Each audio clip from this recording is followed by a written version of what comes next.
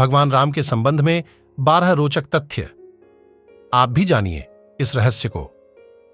राम यह शब्द दिखने में जितना सुंदर है, उससे कहीं महत्वपूर्ण है इसका उच्चारण। राम कहने मात्र से शरीर और मन में अलग ही तरह की प्रतिक्रिया होती है, जो हमें आत्मिक शांति देती है। हिंदू धर्म के 4 आधार स्तंभों में से एक है प्रभु श्री राम। भगवान श्री राम ने एक आदर्श चरित्र प्रस्तुत कर समाज को एक सूत्र में बांधा था। भारत की आत्मा है प्रभु श्री राम। आओ जानते हैं उनके बारे में 12 रोचक तथ्य। 8 राम का जन्म। भगवान राम एक ऐतिहासिक महापुरुष थे और इसके पर्याप्त प्रमाण हैं। शोधानुसार पता चलता है कि भगवान राम का जन्म 5114 ईस्वी पूर्व हुआ था। चैत्र मास की नवमी को रामनवमी के रूप में मनाया जाता है। उपरोक्त जन्म का समय राम की वंश परंपरा और उनकी पीढ़ियों से भी सिद्ध होता है। अयोध्या के इतिहास और अयोध्या की वंशावली से भी यह सिद्ध होता है। 2 राम पर लिखे ग्रंथ। प्रभु श्री राम पर वैसे को कई ग्रंथ लिखे गए, लेकिन वाल्मीकि कृत रामायण ही प्रमाणिक ग्रंथ माना जाता है। यह मूल संस्कृत में लिखा गया ग्रंथ है।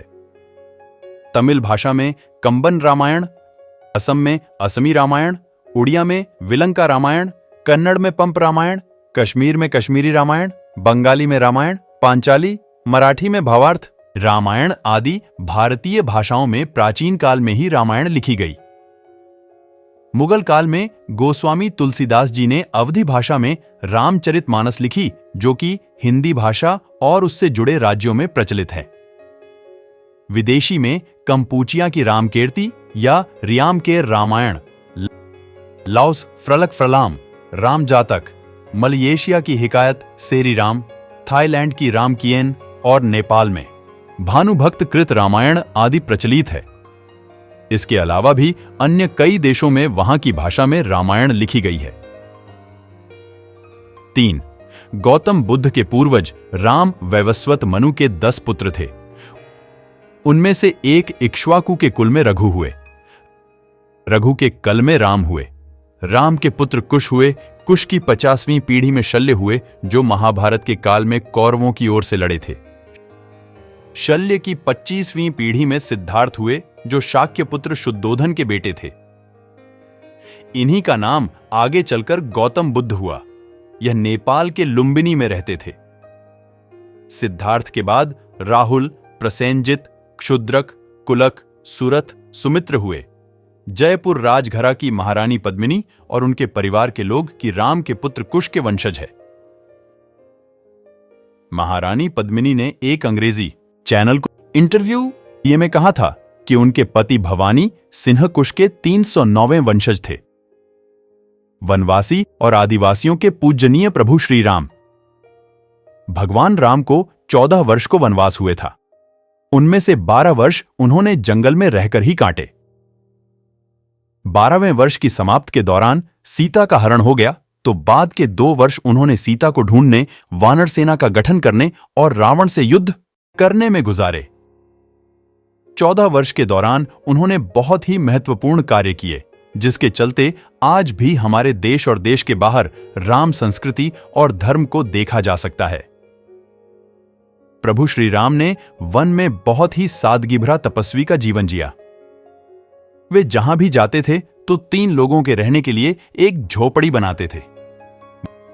वहीं भूमि पर सोते, रोज कंदमूल लाकर खाते और प्रति दिन साधना करते थे। उनके तन पर खुद के ही बनाए हुए वस्त्र होते थे। धनुष और बाण से वे जंगलों में राक्षसों और हिंसक पशुओं से सभी की रक्षा करते थे। इस दौरान उन्होंने देश के सभी संतों के आश्रमों को बर्बर लोगों के आतंक से बचाया।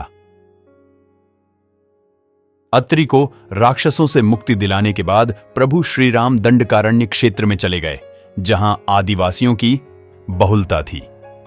यहां के आदिवासियों को बाणासुर के अत्याचार से मुक्त कराने के बाद प्रभु श्री राम 10 वर्षों तक आदिवासियों के बीच ही रहे। उन्होंने वनवासी और आदिवासियों के अलावा निषाद, वानर, मतंग और रीछ समाज के लोगों को भी धर्म, कर्म और वेदों की शिक्षा दी। वन में रहकर उन्होंने वनवासी और आदिवासियों को धनुष एवं बाण बनाना सिखाया तन पर कपड़े पहनना सिखाया, गुफाओं का उपयोग रहने के लिए कैसे करें ये बताया और धर्म के मार्ग पर चलकर अपने रीति रिवाज कैसे संपन्न करें यह भी बताया। उन्होंने आदिवासियों के बीच परिवार की धारणा का भी विकास किया और एक दूसरे का सम्मान करना भी सिखाया। उन्हीं के कारण हमारे देश में आदिवासियों के कबीले नहीं, समुदाय होते हैं। उन्हीं के कारण ही देश भर के आदिवासियों के रीति रिवाजों में समानता पाई जाती है। भगवान श्री राम ने ही सर्वप्रथम भारत की सभी जातियों और संप्रदायों को एक सूत्र में बांधने का कार्य अपने 14 वर्ष के वनवास के दौरान किया था। एक भारत का निर्माण कर उन्होंने सभी भारतीयों के साथ मिलकर अखंड भारत की स्थापना की थी। भारतीय राज्य तमिलनाडु, महाराष्ट्र, आंध्र प्रदेश, मध्य प्रदेश, केरल, कर्नाटक सहित Nepal, Laos, Kampuchea, Malaysia, Cambodia, Indonesia, Bangladesh, Bhutan, Sri Lanka, Bali, Java, Sumatra और थाईलैंड आदि देशों की लोक संस्कृति व ग्रंथों में आज भी राम इसीलिए जिंदा हैं। 4 शिवलिंग और सेतु बनवाया। 14 वर्ष के वनवास में से अंतिम 2 वर्ष प्रभु श्री राम दंडकारण्य के वन से निकलकर सीता माता की खोज में देश के अन्य जंगलों में भ्रमण करने लगे और वहां उनका सामना देश की अन्य कई जातियों और वनवासियों से हुआ। उन्होंने कई जातियों को इकट्ठा करके एक सेना का गठन किया और वे लंका जहां रावण रहता था की ओर चल पड़े। श्री राम की सेना ने रामेश्वरम की ओर कूच किया। महाकाव्य रामायण के अनुसार भगवान श्री राम ने लंका पर चढ़ाई करने के पहले यहां भगवान शिव की पूजा की थी। रामेश्वरम का शिवलिंग श्री राम द्वारा स्थापित शिवलिंग है। इसके बाद प्रभु श्री राम ने नल और नील के माध्यम से विश्व का पहला सेतु बनवाया था और वह भी समुद्र के ऊपर।